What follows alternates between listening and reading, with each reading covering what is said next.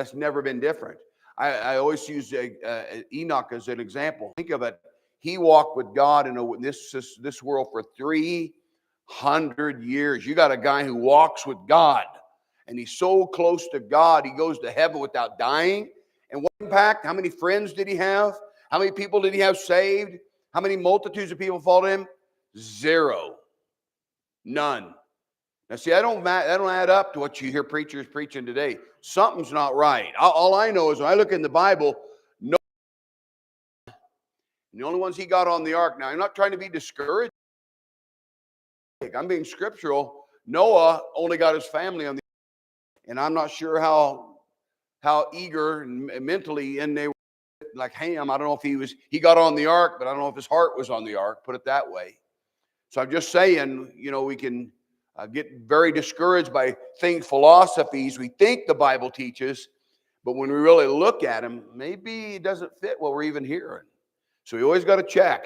Now, that's really true today. If you look at Ecclesiastes 8, and I was just going over this here again, and I was thinking these are really good principles to live by. Trying to maneuver through, maneuvering through a wicked world. And some of these things you say, well, yeah, I already know on these things, but I don't think we do. I think we're going to head into some days where we're going to have to decide, what we think is really important for the Lord. What are we going to stand for? What would we lose our job over? What would we lose a friend over?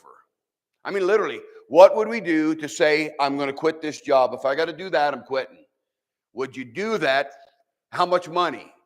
What if it's a super good paying job? What level? What if you're making 6 figures? Would you quit that job over what issue? And see, we've never had to deal with this yet, but I think we're going to have to. And I was thinking about this in the Bible. Pretty much about everybody in the Bible was living under a totalitarian pagan regime. We've never done that. We're heading into it. So it's causing confusion, even in our churches.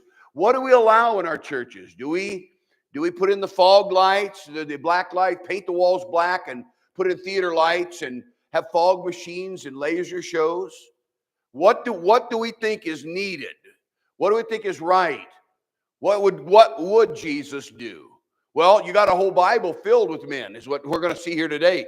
I'm going to look at a ton of verses on how they handled and they maneuvered through a wicked world. And this chapter, if you remember, we basically got through verse 1 and started at verse 2 and say, well, I kind of understand that, but I don't. I'll put it this way. I don't. As I think about this, we're going to get to verse 2, and maybe I'd love to get to verse 3 if we could, but verse 2 is a principle that Peter, James, Paul, Job, even Nehemiah, David, these men were maneuvering through these issues right here. Stuff that you and I have not had to deal with yet, but we may very well. Just like our missionaries over there, I'm trying to be a little careful again what I'm saying. I'm not trying to be silly here, but I just won't say the names that had to leave, not our personal missionaries, but the ones that were kind of able to stay and the other ones that had to leave. And one of the comments that was sent to our letters, ladies, which was right, it's true, I'm not griping about it, but they didn't run. And when I read that, I thought, how sad to have to say that. They didn't run. And I thought, but they had to say it because there'll be preachers here that are saying, you were cowards, you ran. Well, they didn't. They were kicked out. What are you going to do? Fight the whole legal system and say, I'm staying. I will willingly, gladly go to jail. You might let me out to live another day, but I will go to jail for the rest of my... No, I wouldn't do that. And I don't think Paul would. But I thought, but they had to say it because I'm sure there's preachers that support that missionary that are going to say, you should have stayed. I mean, we had a missionary, our missionary over there, that a preacher wrote a letter and it bothered him and he sent it to me. And I said, well, I wouldn't worry about it. But when Nick came home on his first furlough, he came back after probably about 5 years. And usually they come back every 4 years. So he actually waited, and he was working under another missionary with an established work when he first went. Well, I had one preacher get mad, and he dropped his Nick's support because he said, our men work hard for their tithes, and you leaving a work undone. And here you are coming back and went this long tirade about misusing missions money. And I'm thinking, that tells me that preacher's not even read his letters, because he's not leaving a work undone. He's not even leaving his own work. He doesn't even have his own work. He's leaving an established work by another missionary who's already got a church. And this preacher, he lives over here at Colorado Springs. It just irritates me that they're thinking, okay, this is what I would do. Well, you're not living over there. You're not living it. You and I aren't living under a repressive society yet. And every civilization studies, yes, there's some things we're identical on it. The second time I went overseas, it was kind of crazy, because I went overseas, and I'll just put it this way. It was in Sri Lanka and India. We went to Sri Lanka, and I noticed, boy, the second time I went, it was totally different, but it was just like here in America, because the youth group was fighting, and some of the girls were jealous of the preacher's daughters, and it was kind of a split in the youth group. And there was one guy in the church, and he thought he should pastor the church, and he was trying to kick the missionary out. He was jealous of another guy that the missionary was using. I thought, man, this is just like America. And I'll say that to Nick sometimes. He'll tell me some problems going on. I'll say, man, you sound like you're pastoring in America. So in some ways, we are the same. But then there's all those little things, those little cultural things, society things that they have to maneuver through. And I always try to cut them slack. I do. I give them a lot of slack, our missionaries, where sometimes some guys will drop them and say, well, you don't have a church established after 5 years. Goodness me, come on. That sometimes it takes 20, 30 years to get, especially you go to a Muslim country, man, you may spend 50 years and get 2 people saved. Is it worth it? Well, it was worth it to pull Philip out of the revival at Samaria to get one guy in Ethiopia saved. I'm just saying, we got to go to the Bible. We've got to go to the Bible. So the whole chapter I put down is on wisdom. He's discussing the wisdom of wisdom. And verse number 1 through 9 is the weakness in wisdom. There's weaknesses in verse 1 through 9. And the weakness is you got the enigma of wicked men ruling wicked men. How do wicked men rule over wicked men? That's kind of an enigma. Men ruling over men. And the next one is the flat out wickedness of wisdom, weakness of wisdom, and then wickedness of wisdom. And that's God ruling us. God trying to deal with sinful man and some of the things God says. So he looked at verse number 1, who is a wise man? So he's asking the question right off, how do you know who's wise? And he said, you can't tell. That's the main thing I see on verse number 1. He said, you can't tell. I say, well, man, the guy's really smart. That's what he says in verse 1. He looks good. He looks sharp. His face, he's very bold. He's very brazen. He thinks he's very confident. That doesn't mean you cannot go on that. You cannot go on that. You've got to go on their character. What's the end run of this whole thing? Everybody today is looking for the quick fix. Quick fix. Give me the magic bullet. Again, people always asking, what book do you read? What books? You'll preach and they'll say, well, I think just give me those 6 books, read it. And I always feel like Simon, the sorcerer, that sees Philip or John and Peter lay hands on people and the power of God comes on him. He said, I want that. Here's a bunch of money. How much can I pay you? I'll pay you money. And he said, your money perish with you. We always are looking for a quick fix, even in churches. Quick fix for a problem. Quick fix in marriages. Quick fix for our family. Quick fix for our kids. What's the magic bullet here? I don't know of any magic bullet. Usually it takes time. It takes time to cause a problem, and it takes time to solve a problem. Long time. And we're in America, we're used to instant potatoes, instant microwave everything, instant everything. We want instant every fix. And that's not the case. He said, you cannot tell. So because of that, he says in verse number 2, I want you to see this, that he says, because of that, I counsel thee to keep the king's commandment. Now he's going to start out, what he's saying is, okay, if you cannot tell who to follow, you cannot tell who's smart and who's not. You can't tell by looking at them. Okay, he's going to start laying out some ground rules, saying, here's what I would advise you. I counsel you, then to be safe, here's some principles to live by. So what's he counsel us? I counsel thee to keep the king's commandment, and that in regard to the oath of God. He said, okay, so we're going to come into a pagan world, Daniel, And I told you, and I didn't realize Daniel served under 8 kingdoms. That's unbelievable. And somehow he always ended up on top. I mean, a lot of times he'd keep going to the bottom.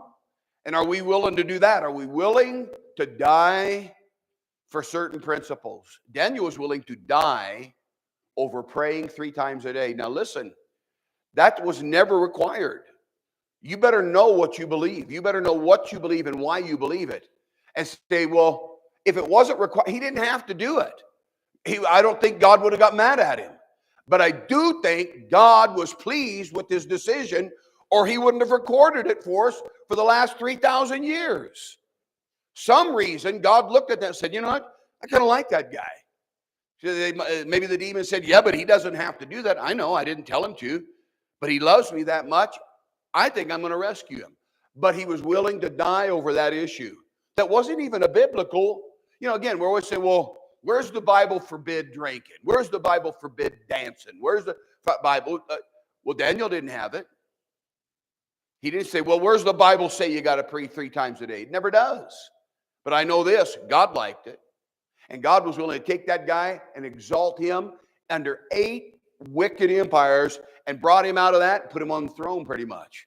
A picture of Jesus Christ ruling in the millennium. So he says, my advice is that means guard the king's commandment. But then this is important to see. And that in regard of the oath of God. This is why you just can't. Now, again, the Bible's simple enough. You can read it to your children in devotions and you can say it real quick. But if you want to think about it, which I'm going to try to get in some of the verses in here today, that in regard means the cause, the manner, the reason.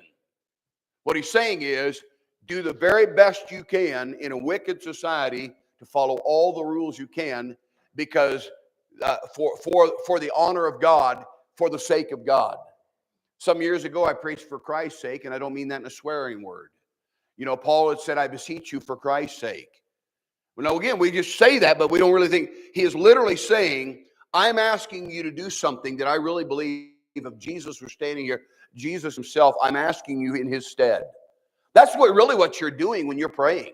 When you say in Jesus' name, amen, or let it be, what you are literally saying that you are so in tune with God that you are talking as if you were Jesus.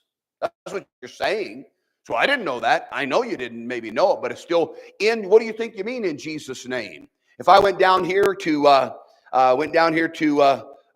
American Electric, and I went in here and I bought about $5,000 worth of electrical supplies and just put it down and say, well, just put down Neil's excavation. Bruce is in the back here. That Neil's excavation. It's in his name. Well, I better make sure that I'm doing it for Bruce, that I'm actually doing it for him, or Bruce is going to be pretty ticked off. So what are you buying stuff for me for? I didn't ask you to do that. But if I went there and Bruce said, could you go get these things for $5,000 and put it on Neil's excavation?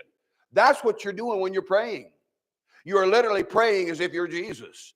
So he's saying, my advice to you is try to follow all the laws you can as if God's asking you, in regard to God in his stead, as if Jesus would do it, and you're doing it for him as much. And I just put down as much as possible. Now again, I think we understand where we're headed, where these Daniel and Nehemiah and all these men, I'm going to give you some references. We are now, we're heading into it, but we've never had to make the decisions they did. Again, Daniel had to decide, okay, I usually pray 3 times a day, and the Bible doesn't say so. Am I going to die over this? Yes, I will die over this. You and I might have to decide what we're going to die over before we're out of here. And that's what the issue is today. That's what I want you to think about today. And I started looking at all these different men. Pretty much all of them were living like the Peter and Paul. They're living under a wicked Roman Empire. I mean, again, we read and think, well, they had some. No, man, Rome was. We think America's bad. I won't even say Rome. I did tell you this, I think, last week. Pompeii was so vile. And I think I told you this even last week. I'm going to repeat it.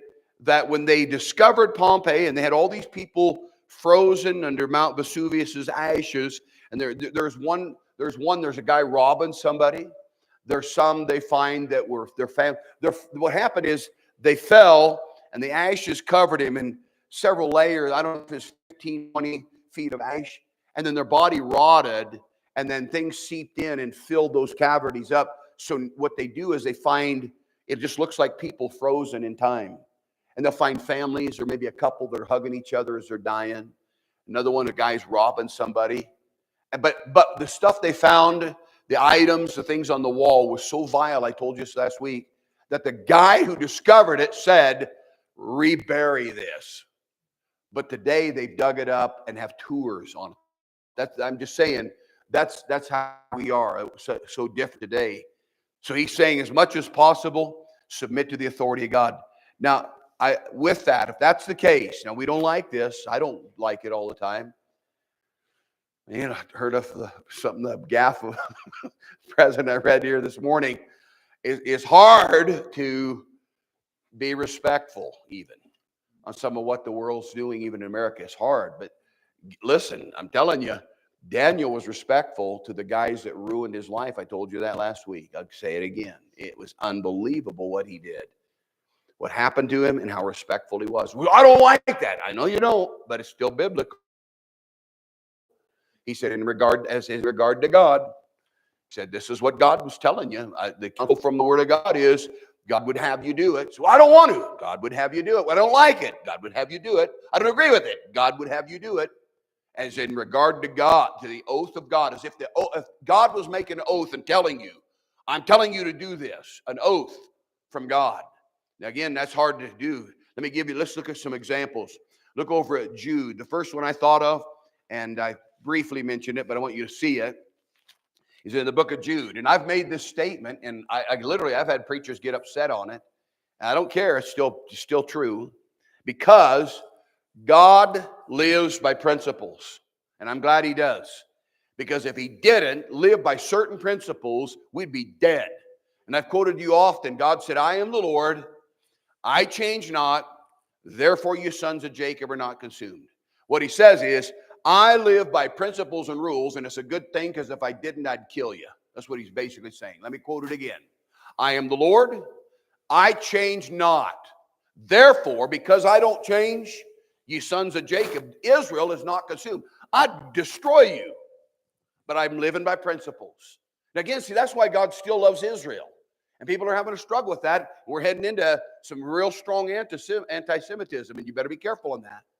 God will not bless you. He will not bless you. Somebody said, well, that blessing was just on Abraham. It is not. You need to read your Bible. It was on his descendants. It was on Isaac and Jacob and on down. And Jacob's name was changed to Israel and his descendants. And I'm telling you, God lives by principles, and we don't. We live by emotion. I feel, I think. God doesn't do that. God said I love you, therefore I will die and suffer hell for you. Yeah, but what if you're spitting on me? I'm still suffering hell for you. What if you're cussing me when I'm done? I'm still going to die for you. What if you hate me? What if you reject me? I'm still going to die for you, because I said I love you. And God so loved the world. And we don't. See, again, we think we're really spiritual Christians, but when you start comparing to men in the Bible, women in the Bible, I don't think we hold a candle to them. And I'm including myself. I don't think we do. God is always for authority. That's a good principle to remember. I'll say that again. God is always for authority. You know who's not? You know who's always for rebellion? Satan. God's plan has always been, say, yeah, but I know all the excuses, okay? I got it. But somehow, we're just going to get started today, somehow these men and women in the Bible maneuvered through this. Way worse scenarios than you and I are dealing with. America is still the greatest country ever to live in. Still, even though as messy as they're making it and trying to rip it and destroy it, doing a pretty good job, still we have more freedom. We have more freedom than they have in our missionaries overseas. You know, we have more wealth than any place. Again, we got to keep walls up, keep people out, not to keep people in. People are coming here. This is the envy of the world. And so I'm saying God's been good to us. We've not faced anything yet. God is always for authority. Say, well, what if there's wickedness? That's what Solomon's dealing with. That's what the chapter is. What's the problem with wisdom? Well, there's weaknesses. There's wickedness. That's exactly the issue he's dealing with. He's already beat you to the punch. He's already thought through all your arguments. He's already thought through for you. He said, my advice is, so try to, in most scenarios, do the very best you can to obey a man's laws. Okay, now that's a good statement, but I want to see some Bible examples, and that's what we're doing. And the first example I want to look at is Michael. Michael, the archangel, had to show respect to Satan. Now, again, people don't like that, but I can't help it. It says it here that he had to honor not what Satan was doing. He had to honor Satan's position. So I don't believe that. I don't like it. Well, you don't have a Bible verse stand on it, because Daniel did that, talking to Nebuchadnezzar, who is a picture of the Antichrist, the seed of the devil himself. And he'd say to those guys, "O king, live forever." He was always respectful, even to the ones that were that were symbols of the Antichrist, yes. Even the ones that ruined his life, yes. Who ruined him physically, made him a eunuch, yes. Ruined his chances to have a family, yes. Destroyed him financially, yes. Destroyed all of his future happiness, never have a family, never have children, never have a home that he could maybe share with his family, never have descendants, never have somebody to love him. No, he had none of it. But he still was respectful for the position.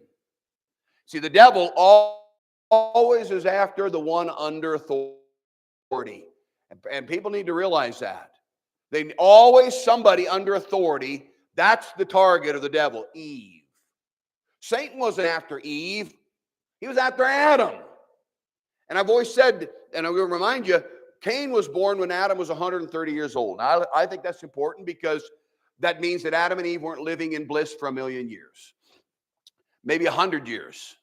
And Cain was born when they were 130 years. He was 130 years old.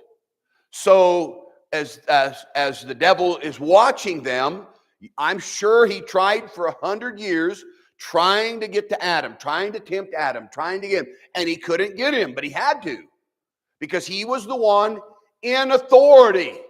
He's the one God put in responsibility over this world, and told Satan, serve that guy. And that's what the devil said, no way. Now, again, if I was a former cherub and I looked at a little guy made out of dirt, and he's down there made out of flesh and breathes oxygen and just living down here and there, I'd have a hard time saying, and God said, you want me to serve him? And here's the kicker. Someday that guy is going to be my son and exalted above you, Satan. He didn't like that. So he had to get to Adam. So how did he get to Adam? He went through Eve. That's why, again, the Bible says, wherefore as by one man sin into the world. Sin didn't enter the world when Eve. So again, a lot of times our little beliefs don't fit the Bible. Well, I don't believe that. How could Eve have sinned and that not affected the world? Well, how did a serpent be filled with Satan himself, being in the middle of the Garden of Eden and sitting in the tree and eating of the fruit of the tree, and sin not enter the universe then? Because he wasn't in authority. And Eve wasn't the authority. Adam was. And as soon as Adam ate that fruit, sin entered the world, because he was the one in authority, and he submitted that to him. God is always for authority. The devil tried to get David every way come Sunday. And the biggest kickery I think he had was when he went through Absalom, the one under authority. Oh, Absalom, you're great. You are a way better king. In all ways, he goes to one in authority. I'm just being honest, you ladies. A lot of times, if he can't get you men, he's after you men. But if he can't get you, he'll try to get your wife. He'll try to get your kids. That's his goal. He's after you. He's after the one under authority. Now, Michael, as far as we know right now, he runs the military of God. How do you know that? Because in Revelation, when there's a war in heaven, Michael and his angels, he's the one in authority in Revelation when there's war in heaven. But I don't think that was the case in the past.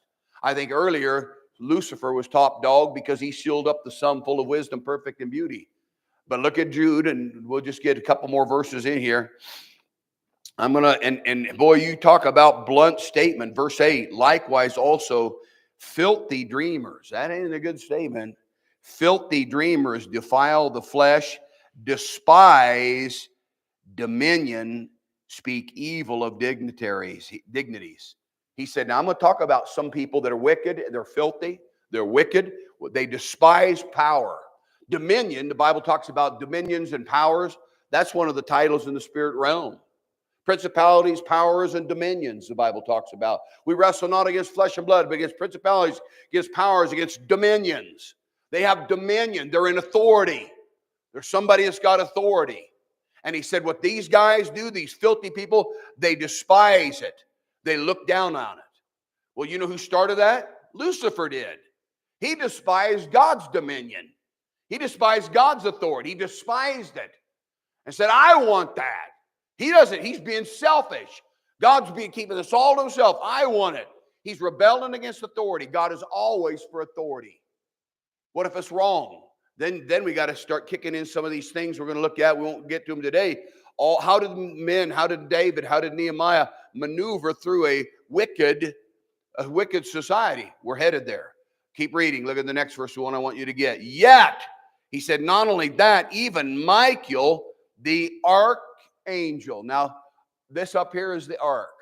That's the ark. That means the highest. Michael's the only one now called the archangel. He's like, well, there's 7, the Catholics say, and I wouldn't be surprised there's 7, and I won't get into that. But I do think there probably is. But Michael's the only one called archangel. Well, Gabriel is. No, he's never called an archangel. Well, Lucifer's never called an archangel. He's telling you here, the top dog, the top one in authority, the very peak of the angels, the archangel. Yet Michael, the archangel, when contending, that literally means fighting over with the devil. He disputed about the body of Moses. Now, again, that's a weird statement. I think he probably was, again, trying to get Moses' body like he's going to do the Antichrist. The Antichrist is going to die. And what happens to him? He comes back alive. What is that? Is that a demon entering his body and bringing his body to life? Is that cloning? What he was trying to do that, I think, with Moses. You talk about a good Antichrist. Moses' body reanimated with the devil living inside him. That'd have been a good one.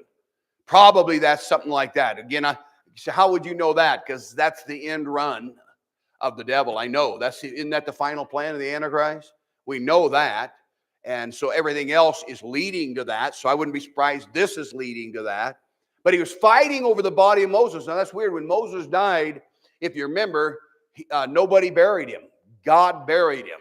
And the devil's trying to get to that. Evidently, the devil's going over there trying to get that body dug up. And he's going to do something with that body. And it says when he was contending, fighting with the devil, he disputed about the body of Moses, durst not.